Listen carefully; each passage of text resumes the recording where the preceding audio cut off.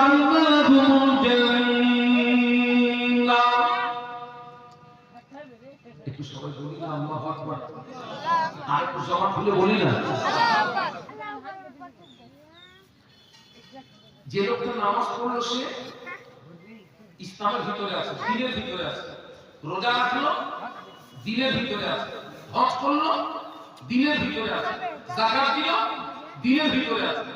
কিন্তু দেখছি সমাজে আবার আরেক শ্রেণীর মুসলমান আছে, নামাজ পড়ছে, রোজা রাখছে, হজ করছে, যাকাত দিচ্ছে, তাদের ভিতর থেকে আবার একটা সংখ্যা দেখছি নামাজ পড়ছে, আবার তার সম্পর্কটা সুদের সঙ্গে, নামাজ পড়ছে তার সম্পর্ক মদের সঙ্গে, নামাজ পড়ছে তার আপনার সম্পর্ক লটারি আপনার টিকিটের সঙ্গে।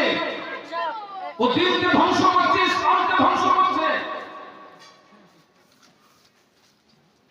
আল্লাহ পাক বললেন ইন্নাল্লাহা আশতারা মিনাল মুমিনিনা আনফুসাহুম ওয়া আমওয়ালাহুম বিআন্না লাহুমুল জান্নাহ।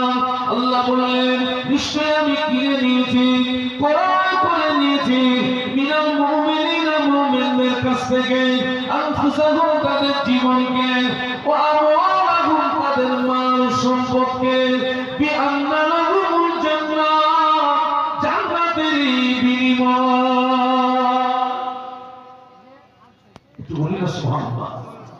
আল্লাহ মুমিনের জান মাল দুটোই আল্লাহ কিনে নিয়েছে।